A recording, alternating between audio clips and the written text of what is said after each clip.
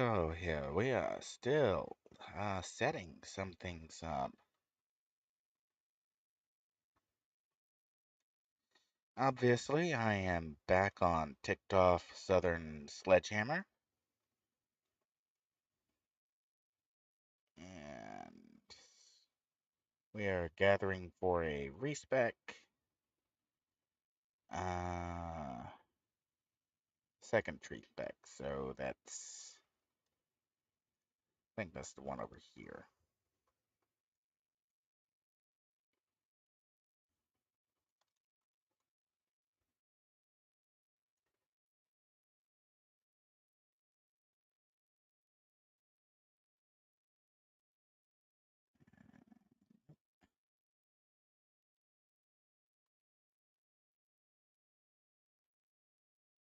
Oh, way out there.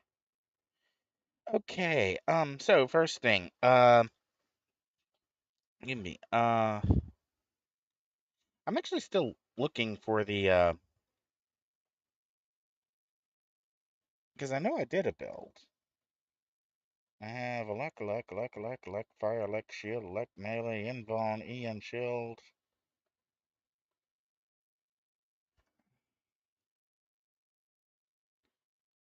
EM shield. Where is my energy melee electric?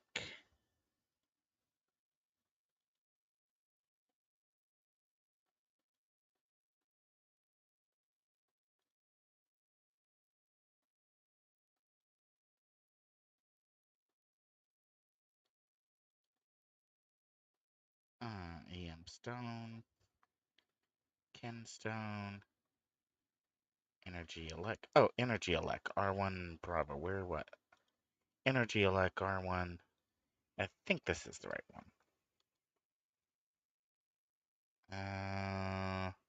Looks like it. I know, I just gotta wail away on. Anyway, so, no background music right now. There's actually a reason for that. Earlier today, I was looking for a specific, the 2 hour how to build enhancements for City of Heroes stream. And so as I'm going through the backlog of streams, and there's literally hundreds of them by now, wow, I noticed that a, a number of my older streams had no copyright claims, but a number of my newer streams had copyright claims. Not copyright strikes, copyright claims. And that's because I normally I open YouTube Music and I select a playlist or something and just play something in the background so I have something in my ears and you have something, since I normally run with the game audio off, other than just my voice, as kind of a reference point. Anyways, what I found very, very odd is that there's no apparent rhyme or reason as to the copyright claim, because I pretty much run the same set of playlist for each stream. I am going to need to turn on the heal, because these guys can rip right through me, and I'll plow through endurance. Anyway, so I'm struggling to come up with why some streams, despite having the exact same playlist at the start of them, don't have a copyright claim, but other streams, again, the same playlist from YouTube Music, do have a copyright claim, and the monetization is going to the artist of the songs. And the only plausible explanation that I'm coming up with is possibly the volume, in that on some streams or on I use pretty much two different computers to capture a stream. I either use the Acer laptop or I use ticked off Southern Sledgehammer, and depending on the audio mix, uh, they may or may not be set to different volumes. And if I know that I'm not intending to talk, if I as I have that brief moment of wondering whether or not the microphone's even turned on. Yes, it's turned on. Yes, it's recording. Okay. So if I'm not planning on talking, I'm just playing the game outright. Maybe I'll bump the volume up a little bit. And I'm wondering, is there a volume cutoff point during a stream, a certain decibel point at which Google's algorithm says you're doing a replay of this song or a certain decibel point where this is just background audio. And it's something that you hear other YouTube posters talk about how they need the background music turned off or down, or there's going to be a copyright claim on their video. And I'm not really sure this was entirely the best strategy for Google to pursue. Okay, fair enough. Google tends to be a bastion of left wing politicians. It's where a lot of socialists wound up having commercial power within the tech industry. So it's not like they have a real firm grasp on property rights and individual usage to begin with. It's not like they have a really good grasp on responsibility, among other things. Uh, but it does kind of. It seems to me to be a setup towards yet another nail in the coffin of quote unquote big tech. Because if somebody else can, we got,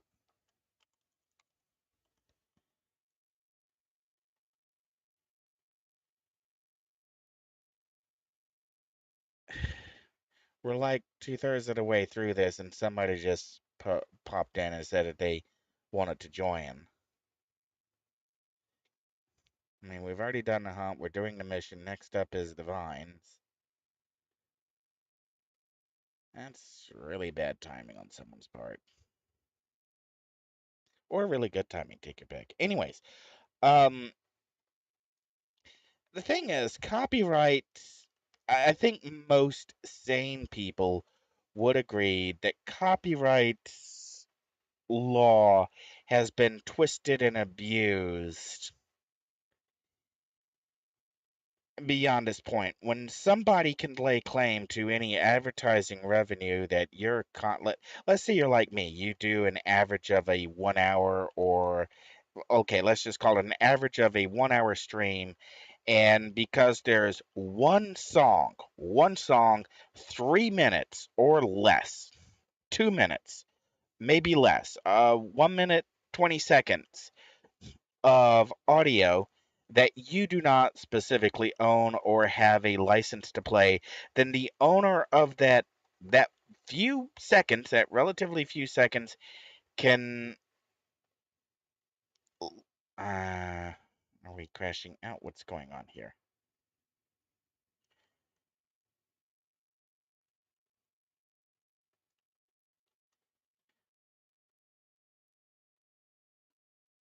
I guess someone finally clicked yes.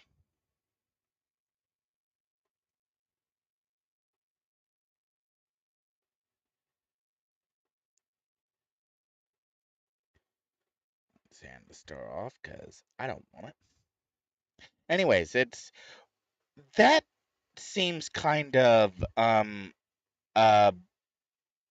abusive, if I'm strictly honest. Well, which I normally am to the point of being overly honest. I think it would be a general consensus of anyone posting content to YouTube that okay, if a track that you're listening to or a track that's playing is the bulk of the runtime, if you post a video that is nothing but this audio track, then yeah, sure, the artist probably lays claim to it. But if that track is just a fraction, and I don't mean fraction as in 2/3, I mean fraction as in less than 1/10 of the content of your video that a copyright claim was laid to, then obviously that one track is not a substantial portion of the work that you as the artist have created. That track, by law, at least in the United States, the artist should not be able to lay claim to all of the revenue, or any advertising revenue that your content generates. So I think, and I know that YouTube's listening to me. I know that YouTube censors me. I know that YouTube filters me. I know that they're paying somebody to sit there and wait for me to say something like Biden stole the election. The Democrats cheated the election. There we go. There's some keywords right there. We know they're looking for that kind of statement to be made in a video. I mean, sorry, YouTube, you outed yourself. I know you're listening. You're heading for a lawsuit you can't defend. You're heading for a loss you can't get over. Uh, so I think the YouTube ad policy in regards to copyright strikes, in regards to censored content, is not going to end well for YouTube because it's going to wind up in a courtroom, and Alphabet's not going to be able to defend this. There is no practical legal defense for it. Okay, I know somebody out there is probably saying, but YouTube is a private company. They don't accept public funds. They're not taking public money, or rather, they're not taking taxpayer funded money. So, as such, YouTube would fall outside the grounds of the First Amendment. Now, if you're not familiar with the legal theory here, the legal theory is very simple. The First Amendment doesn't mean what you think it means.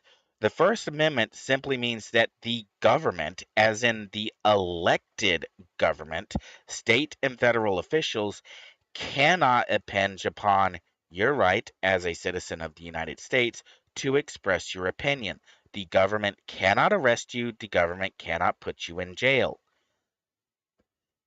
That's pretty much what the First Amendment says. The First Amendment does not necessarily mean that corporations, private entities, or or people on their own cannot press charges of libel, slander, or other charges of mistruth, misadvertising, false statements made in front of a jury. The First Amendment is not an absolute right to say whatever you want to say in every forum that you want to say it. Forum being defined as any place of communication, not necessarily an online forum where you make posts.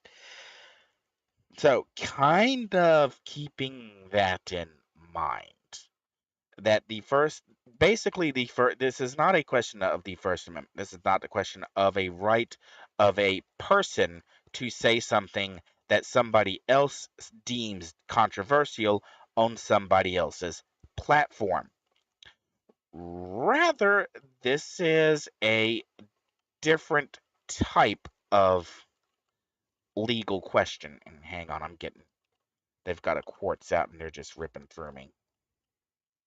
Uh, This is more a question of property rights and content creation. Who owns the content that has been generated? Who gets the credit for the work that has been generated? And there have been a number of court decisions over the years directly addressing who gets credit, how they get credit, what percentage of a work constitutes credit. I need to take care of the Karn so we can lay down some damage. And get rid of the Guardian before they pop another Quartz. So this is not something that would be fought on constitutional grounds. YouTube is not a government company. Uh, they are not a government-funded company. They are not an extension of a national government. They are not necessarily a foreign entity. Now, if they are operating in the United States and are taking money from a foreign entity to act against a United States citizen while they're operating within the United States, there are very, very specific laws on that. So, say if somebody paid for the outright censorship of another country, say the Chinese Communist Party, paid for the outright censorship of an American citizen recording, broadcasting, and publishing in the United States, and if YouTube were to act on that payment, then yeah, there have been a law, there have been several laws crossed there. That's we're strictly into criminal activity territory, not constitutional activity territory. Uh, but the other question is the question of content creation is subject to copyright law and subject to contract law and subject to create. Do we have another person? Asking try. Subject. Basically, it would come down to Google would have to defend a decision to take money out of the hands of content creators, those who made the majority of the content that is being witnessed, and giving it to somebody who is only has a fractional portion of that content creation, or potentially even incidentally. There are a number of court cases on record where photographers, filmographers, even to the point of we've seen court cases where a monkey has used a camera to take a picture, and the owner of the camera cannot claim copyright over the picture that the monkey took. Right? That's how far these court cases have gone. This is the U.S. court system is not these are not theoretical questions. These are questions that have come up before in court from somebody who didn't do any work, trying to get credit for work somebody else did. Now, obviously, as a streamer, again, if a music takes up a fractional portion of my video, and the rest of the video, the visual content of the video, the audio content of the video is not the music is not the focus of that, then the owners and creators of the music don't actually have a copyright claim. That's already decided in law.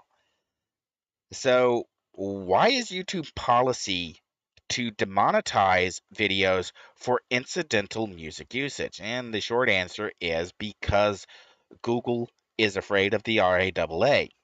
And the Recording Industry Association of America is known for legal starvation. Basically, the RAAA has money, and they will just keep somebody tied up in court until the opponent runs out of money and has to settle just to stay, just to keep their finances afloat. Now, this is very problematic for the RAAA because these court cases only work in a civilian capacity.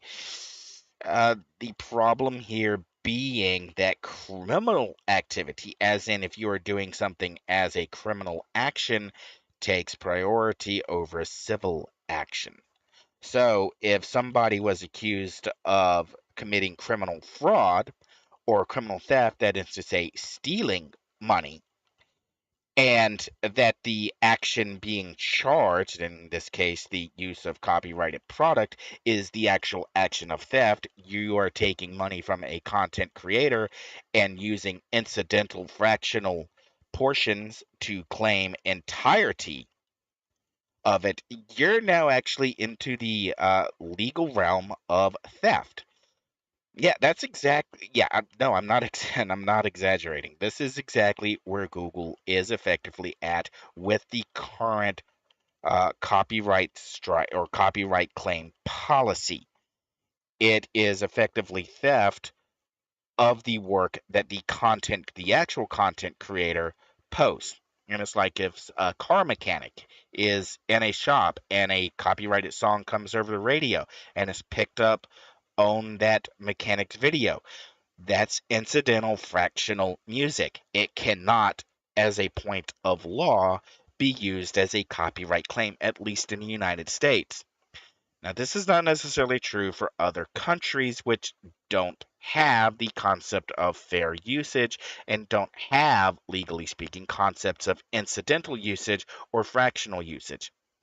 So, Google is heading for a very expensive lawsuit if they don't revamp their copyright system. Now, how far away, how realistically, how far away are we from that concept? Or from the possibility of that lawsuit happening? And the answer is, I don't know. I really don't care. I think Google's going to run into bigger problems. And referencing the political statement from earlier, from what has been unveiled, from what has been discovered, from what is now known as established fact, Google's handling of information suppression during the 2004, 2012, 2014, 2016, 2018, 2020, and 2022 elections is going to be problematic for the company going forward. And we're not talking just about suppression of actions on YouTube. We're talking about suppressions of actions on Google Plus. We're talking about suppressions of actions on Google Buzz. We're talking about suppression on Google Wave. We're talking about suppression of actions through Google Search. We're basically talking about every single Google product that has been used for information dissemination or information retrieval having been warped and twisted to present inaccurate, non factual information to the public. Now, if Google is forced to provide discovery, those records aren't going to be there. They're going to be deleted. Sorry, the hard drive crashed. We don't know what happened to it.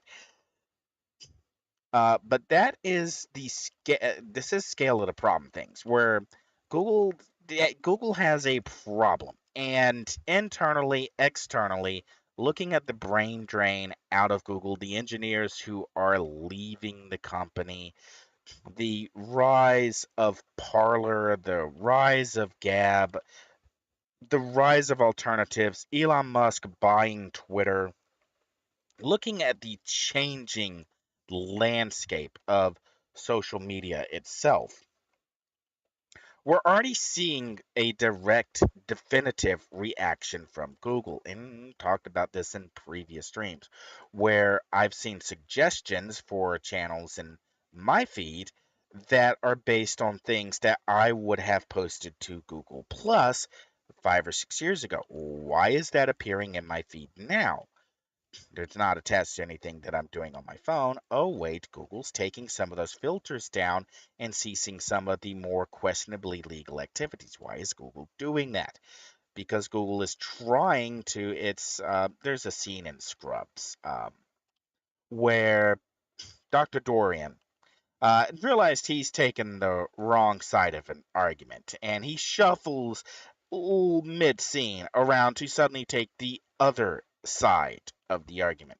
That's kind of what Google is doing. Google's trying to shuffle around like Twitter and with other tech companies that are now telling the woke employees, you're taking up too much time, you're taking up too many resources. You know what? We'll just pay you 4 weeks uh, in advance so you have time to pay your rent, make your car payment, make your mortgage, and go find another job. It's You're not doing your job. You don't have a job here anymore if you want to take this package. If you want to keep your job here, you knock off the woke behavior. We're Kraken and Netflix are just the tip of the iceberg when it comes to companies finally or corporations finally fighting back against the woke brigade who are costing them billions of dollars. Google probably going to be the next one to fall. And part of this stream is kind of a litmus test to see what Google is actually up to. What is their current status? Are they going to react as they have in the past? Or are they going to let political statements and declaratives slide because they don't want this to be another thing where, hang on, isn't this someone who may have been deposed during the Microsoft antitrust trials? And if it is that same person, do we really want to be giving them antitrust evidence? I mean, if that's the way Google wants to play it, sure, fine, let's rumble. But I don't think that is. I think as we head towards the November elections, as more people start paying higher and higher prices at the pump, as inflation continues to rampage out of control, Google's going to do everything it can as a company, economic as an economic entity with people who have to make paychecks. We're going to see Google probably start to shift in the political spectrum. Now, we're not going to see them go full MAGA. We're not going to see them go full foundationalist. We're not going to see them suddenly spouting pro Trump lines as though they actually mean it. But we are probably going to see some shifts in how various policies are handled. And one of the shifts that I would keep my eye on is exactly how Google handles fractional and incidental use of copyrighted. Are we going again?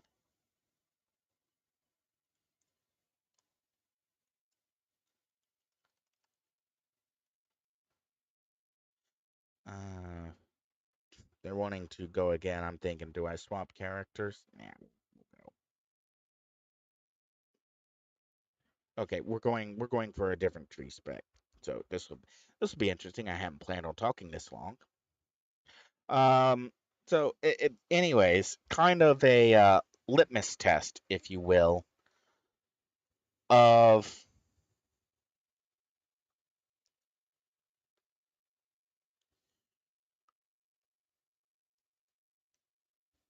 where go of where Google is going to stand now, where they're going to react now, how they're going to act now.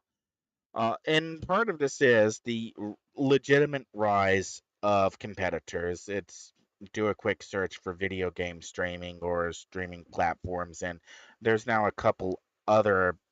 I haven't familiarized myself with them.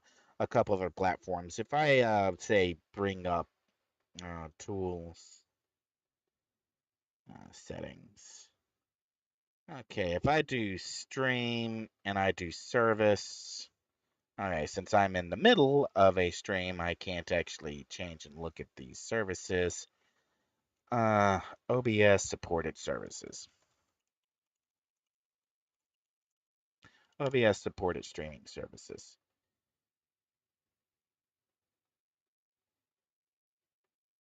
Okay.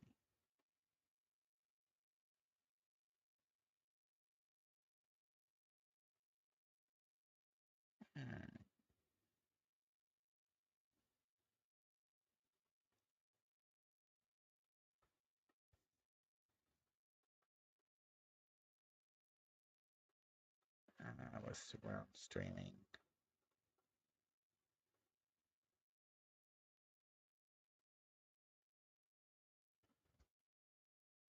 Okay.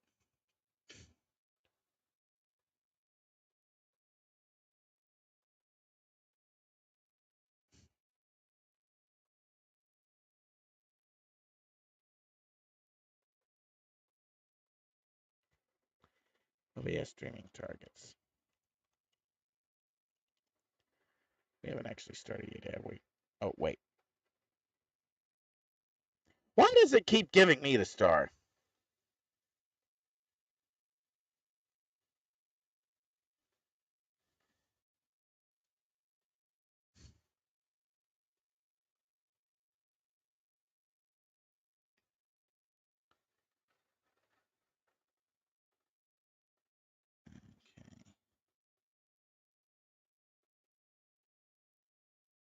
Okay.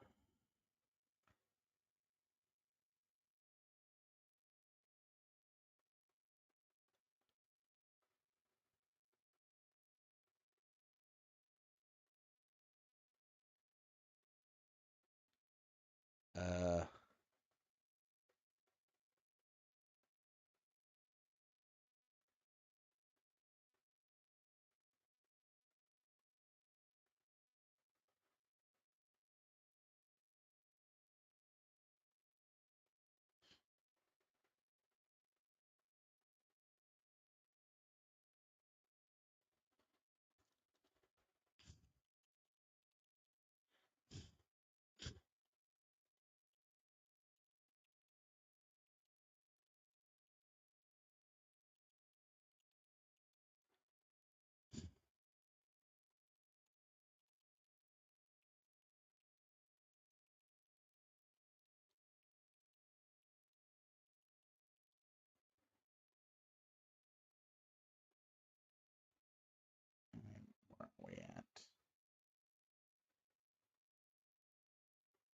Um, okay, OBS.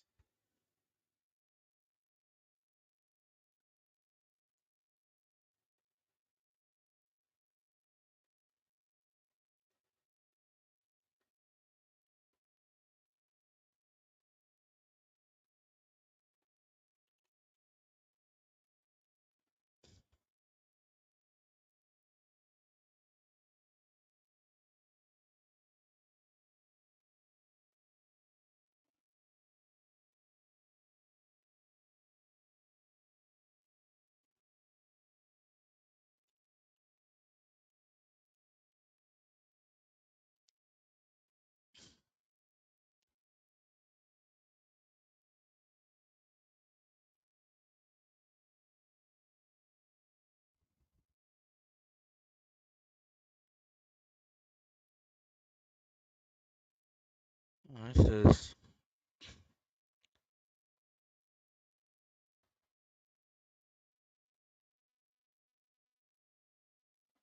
You think asking what streaming services can OBS target would get you good results, but it just keeps coming up with best streaming software. Is XSplit better? Is OBS? I'm not asking if it's better. I want to know what streaming services OBS targets by default.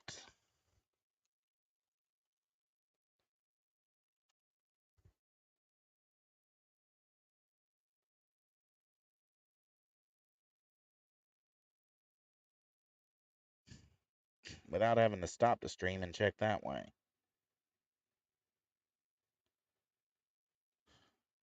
What are we doing?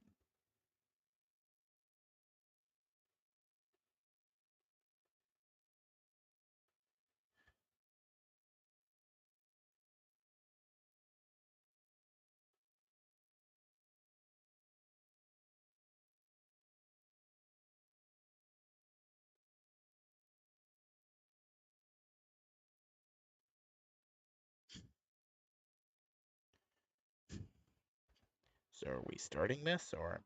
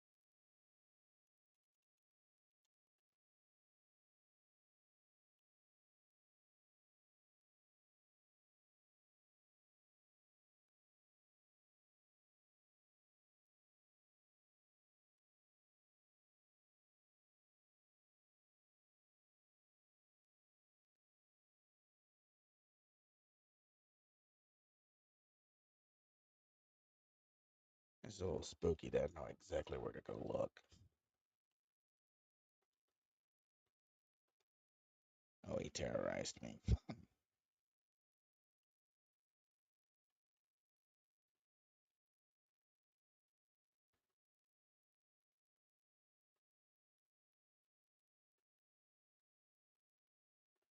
See if we can get him closer to the ground.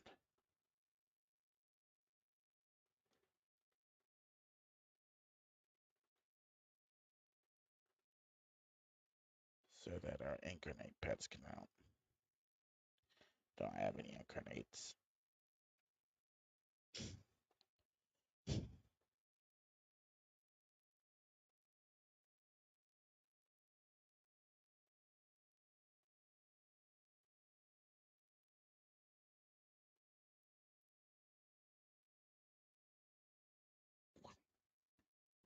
Chain mess. This is annoying.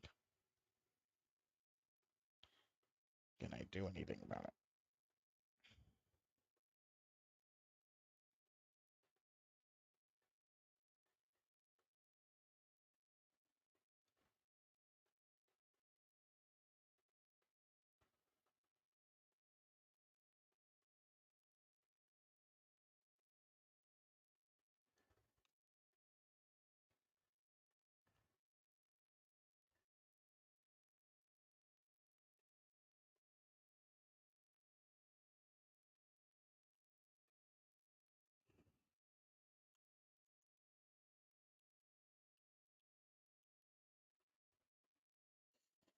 All right. Okay, I'm running out of time. So we're going after we beat Caleb down, going to have to jet. So we'll just keep the stream going until then. Anyway, so there are more targets coming out there, and quibbles over factional and incidental copyright claims. Uh, this may even be a fight that Google doesn't even go through at all, because it's very possible that the a change of a political administration, uh, can, well, we have to go back in history and look at Teddy Roosevelt and the Trust Busters. When Teddy Roosevelt went into office, he had the collective mandate from the people to do something about the railroad trust and the robber barons. Uh, so whoever, at least in the United States, whoever goes into office as president in 2024 on the current trajectory of the current political administration that currently controls the United States Congress, the United States uh, House of Representatives, and the United States presidency, based on the reaction what we're seeing. I mean, put it this way: the Democrats lost a seat in Texas that they've held for literally decades. I mean, the seat hasn't been held by a Republican representative since like the 1800s, and it was won by uh, immigrant, a Latina or Mexican. I'm honestly not sure of the nationality, and I kind of don't want to go look it up real quick. Uh, but it was won by a Republican woman whose husband is a Border Patrol agent. People who want a wall, an actual border in the South. Deep blue territories are being flipped Republican red because the Democrat policies don't work, can't work. And because of that, because of the reaction that we're seeing uh, as average people actually have to deal with the consequences, the very real consequences of Democrat policies, because of what we're seeing in regards to that, we're probably going to see whatever presidential candidate wins the 2024 primaries is probably going to be able to do so on a trust buster, corporate buster platform. And Alphabet is going to be target central uno numero due to the overt censorship of YouTube posters, and because of the censorship on the now provable censorship on Google Plus, the provable censorship on Google Wave, Google Buzz, going all the way back across all the Google services. So it'll be interesting to see which way Google breaks one way or the other. I'm betting right now that the vast majority of business heads, the actual ones who run these separate departments, are going to join with Netflix and Kraken and other tech companies and tell the woke crowd to take a hike and shift the policy. The question is, how quickly will they shift it? Will they shift it at all? Because if they don't do something soon, to disassociate themselves from Democrat policies, if they don't disassociate themselves from being the cause of the censorship, if they don't throw their compadres under the bus and say, yeah, these guys were paying us to do the censorship, if Google doesn't take some kind of action to show that they were just being manipulated or they were just being paid or something like that, uh, they're going to be a strong target. And again, I know Google's listening. This is the warning from someone who's watched Microsoft get hauled into court on antitrust and found guilty. The settling states and the dissent afterwards notwithstanding, that was a guilty verdict to start with. And we're looking at historically what happens when you get a socialist regime that raises taxes, bursts inflation up, raises fuel prices, and then tries to gaslight an entire public. It doesn't ever end well. And the key word here is one much more recent, and it's one the French used, or the brave Free French used during World War II to describe the National Socialist or people of the French population that aided the German National Socialists. Yes, the German National Socialists are a left wing party, left wing ideals. Same with Italian fascists. Literal translation of communist, stand together, bundled together, communal fascist, bundled together.